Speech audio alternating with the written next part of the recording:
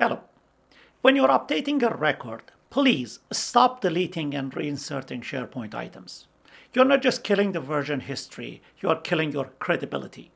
In this video, I will show you how to update an existing SharePoint list item from an Office form the right way. No shortcuts, no data loss. We'll use Power Automate Cloudflow to do it like pros, preserving versioning, keeping things clean, and saving you future headaches. Now, let's dive into it.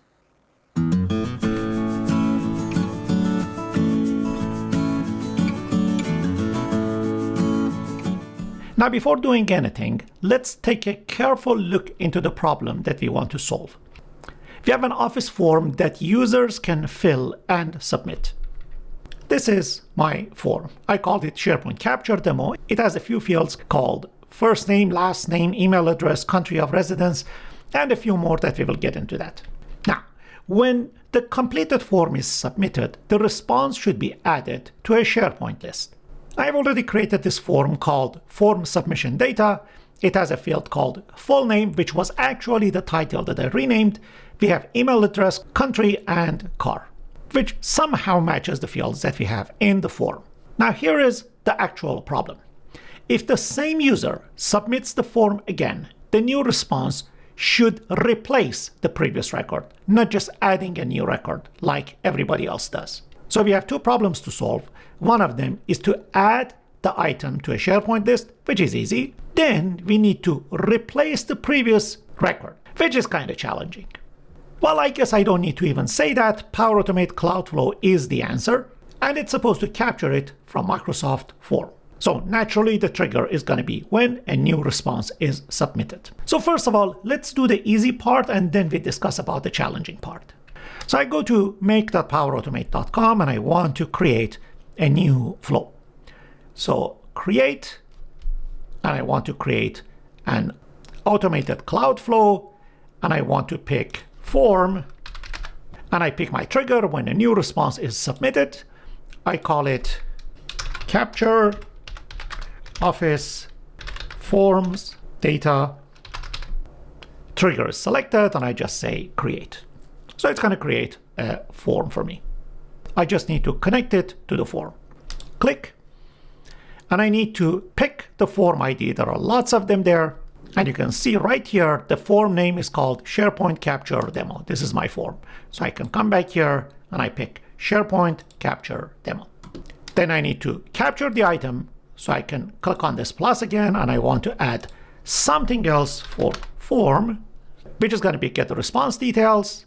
Right after that, again, I need to pick the form, which is going to be SharePoint Capture Demo. The response ID is coming from my trigger.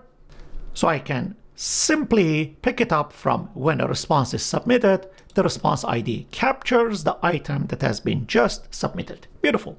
So far, we have the form submission response inside the flow, and what we do after that is going to be extremely easy. I can click on this plus.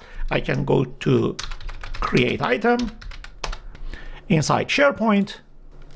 Because I'm lazy and I have lots of SharePoint sites, so I pick the site URL. The easy way is to right click on the title, and I click on copy link address. I go back to my flow, and I just click on this drop down, enter value, and I just stick the URL here. The list name is going to be form submission data, and we are good to go. Right after that, I can click on show all, and I can pick the values that they are coming from form. So title is going to be my first name, and I want to put a space, and I want to insert the last name. Email address, beautiful. I capture the email address. Country, again, I pick the country of residence. Car, I pick the answer from the car. What car do you drive? And I think we are done. Content type ID, who cares? I pick item. You can even leave it blank, and by default, it picks up item. I can save it and test it. Saved. Let's go to the form, SharePoint Capture Demo, and I can click on the preview. First name is going to be Ali Reza. Last name is going to be Ali Abadi. Email is going to be alireza@somewhere.com. I don't even know if this email exists. Regardless, I pick Canada and I pick the car that I drive. So for the sake of this one, I pick Paycon. And I scroll down and I click on Submit. Response is submitted. Let's see if it is captured inside SharePoint. So I go to YouTube demo form submission. I refresh the screen and it is captured. First name and last name is captured under full name, email, country, and the car. Beautiful. Now, if I come back here again and I submit another response, so let's say another preview, first name is going to be Ali Reza, last name Ali Obadi. Let me have a weird spelling. Email alireza@somewhere.com. And I say Australia this time. And let me upgrade my car to Ferrari. And I click on Submit. And now if I go back to the same form, you see, although I am the same person with the same email address and the same name, it creates a new record. The whole idea is that now the new submission should replace the previous one. And that's where the work starts. Now, there are two ways to handle this part. One way is the easy one. Ali, you know what? The new record is coming. Just find the old record, delete it, and insert a new one. Easy, right? So in this case, you capture the user email on the Office form, save the email inside a SharePoint list for the first time, just like we did. When the user submits the form for the second time, delete the SharePoint list item that has that email, and then add the response to the SharePoint list as if the record is added for the first time. Cool, but no. You break SharePoint versioning feature. Because as you probably know, inside SharePoint, every item has versioning enabled by default. And here you see if I delete this record, the first record is gone. It goes to the recycle bin. After a certain number of days, it's gone. But if I don't have this one, let me just get rid of this. And a person comes in here and enters another country like Iran the second time. And if my flow replaces this existing row. Now, if I come back here, I can go to version history and see a history of whatever that has been changed. So this was the initial submission. Later on version 2, the country has changed. The rest is the same. This is what we are looking for. We don't want to disable or cripple the versioning. So this easy approach sucks. The right way to do that, we're just doing it like a pro. We capture the email, which is the same thing. We save the email inside the SharePoint list as a field. Now, when the user submits the form for the second time, we look up the existing record. Update the existing record with the new values from the user. And this way you preserve the history of changes. Let's do it. So I go to my Power Automate.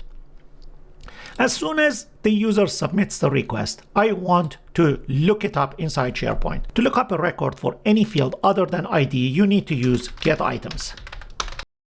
I pick get items and I pick the same site URL, which was the YouTube demo. The list name was form submission data, and I need to go to show all. I need to filter it by email. So how we filter it by email? We have the email address. For the OData filter, you need the internal name. So this email address does not help here. You need to go to the list setting. I click on the email address. And this is the internal name. Email address without space. For you, it might be different. So I go back to my flow. And I can say when the email address is equal to single quote, and in between them, I enter the email that I got from the user. So this way, the get items returns the item if it already exists. And right after that, I can add a condition. I want to see if this get items returned anything. So I can put a formula there, and I can say len of whatever the get item returns. So I go to dynamic content and I pick the body value or the list of the items inside it, and I click on add. If the number of the items that the get item returns is equal to 0, I don't need to do anything. I just create the item, right? True means the item does not exist, and I can come back here, I can pick it up, and I drag and drop it right here. This one works. So if the item exists, it doesn't add it for the second part. If not, we need to get that item and update it. So there we go. I can come back here, and this time, instead of create item, I can say update item. Update item from SharePoint. Bingo, add it here. I can pick the same list. So site is selected. List is selected, form submission data. ID is the ID from the item that this guy returned. And get item returns more than one item. So again, we need a little bit of expression here. So we say, so I know if there is any item, there is only one item. So the only thing I care is the first item of whatever that get item returns. So the list of items. And I don't need the whole record. I just need the ID. It doesn't look it up in the IntelliSense, so you have to write it. It is done, so I click on add. And now we need to add the other fields. So I click on show all. Title, just like before, is going to be first name. From the form, first name, space, and again, from the form is going to be last name.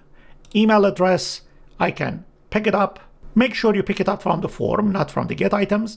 So I get email address, country, I pick country of residence, car, it's going to be what car do you drive, and the content type ID, again, we don't care. We are done. So let me just save it, and we go to form and test it. So preview again. So first name is going to be Ali this time. Last name is Ali Abadi, all capital. Scroll down. I just need to enter the same email, alireza@somewhere.com. Country, I want to move to United States now, and I want to change my car to other. And I scroll down, and I click on submit. Let's see what happened. So I go back to my YouTube demo, I refresh it. Hey, name is changed, country is changed, car is changed. Not only that, if I go to versioning, you will see that the records are captured, that everything is captured here, and I have my very old data. Now, let me just try and see if this one works for the condition that a new email is provided. So first name is going to be James, last name is going to be Smith, email address james@somewhere.com, country of residence, let's say Australia. Scroll down, and I pick a half-decent car like Lamborghini for him, and I click on submit. Now let's see if this guy actually created a new record or overwrote my record. James Smith is a new record. Mission accomplished. All right. If you enjoyed this video, you know where the like button is. Also, a click on the subscribe button is highly appreciated. Thank you for watching, and I'll see you soon in the next video.